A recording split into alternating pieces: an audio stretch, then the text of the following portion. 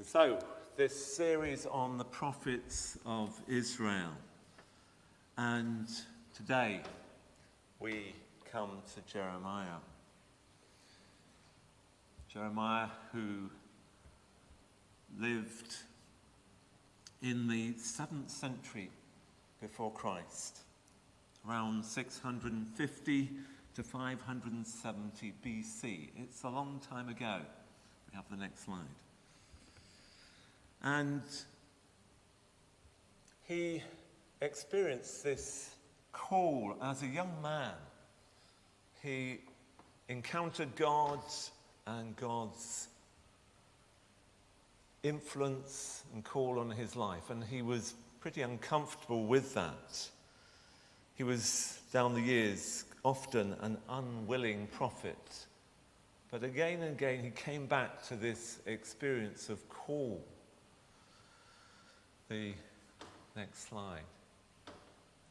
Yeah, and this call came, we think, in 626 BC, because it was during a particular king's reign, so we can identify the year. And he continued in that prophetic work for many, many years, up to the exile of the Jewish people in 587. He was taken off to Egypt against his will and probably died in exile. Next slide. But he was called as a young man to be a prophet for God. Think about our youth. I think we don't have the children here with us, but just take yourselves back to being young people with the whole of life in front of you. We've had so many exams recently, and our young people are waiting for their exam results, wondering what the next stage in their lives will be. Young or old, or in between, what are we called to be? Or that question that sometimes adults ask children, what do you want to be when you grow up? Were you ever asked that as a child? Do you remember that far back? I always remember my son Tom was, as a little boy, loved fire engines. And there was a particular holiday where he rode on a fire engine. They had an open day, and he was so excited. And so at that stage, he wanted to be a fireman. And then eventually we showed him the film Towering Inferno. I don't know if you... And he no longer wanted to be a fireman. And then eventually he, as a child, wanted to be a historian and is now a secondary school history teacher. Just broken up, and the message was, phew, the end of term. The next slide, what did you, when you grew up, what did you want to be? Any answers? Any people remember that far back? I never really knew what I wanted to be for many, many years. And I took an economics degree, and it was during that time in Cambridge that I experienced conversations, inspiring ministers, and eventually a sense of call one particular night where I just felt God saying, hey, it's actually going to be you that I want to be a church minister. I couldn't quite believe it, but the rest is history, and I'm here today. What did you want to be? Anyone want to own up? Anyone? Oh, Kitty.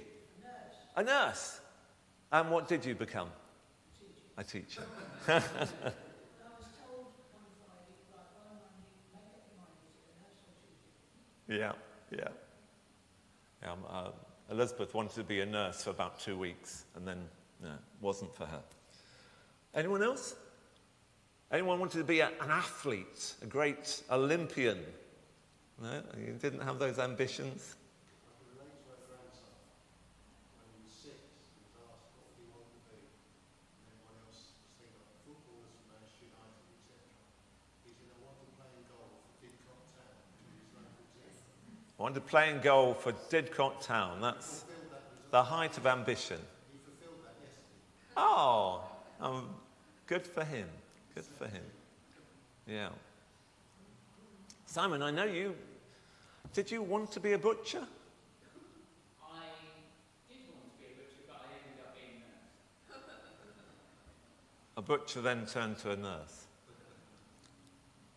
We all have stories to tell, and they have twists and turns. Different people inspire us and encourage us. And sometimes perhaps we get caught up in things that we wonder, well, why on earth did I end up doing that? But God can work through all this. And God is still calling us all to be part of his plan, part of his work today. I think the crucial one on the next slide is being you. The you that God wants you to be, the very best of you.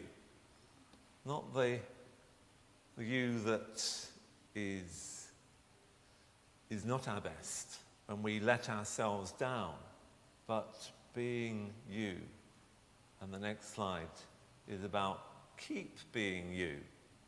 Often we are influenced by others and cease to be the people God wants us to be. Keep being you as God wants the best for you. And the next slide. Being Jeremiah was not easy. Being you for Jeremiah was not easy. Being the prophet that God wanted him to be. He resisted, and yet in the end he couldn't resist that call from God to bring a message of real challenge and warning to the people, but ultimately also a message of hope to break down and to build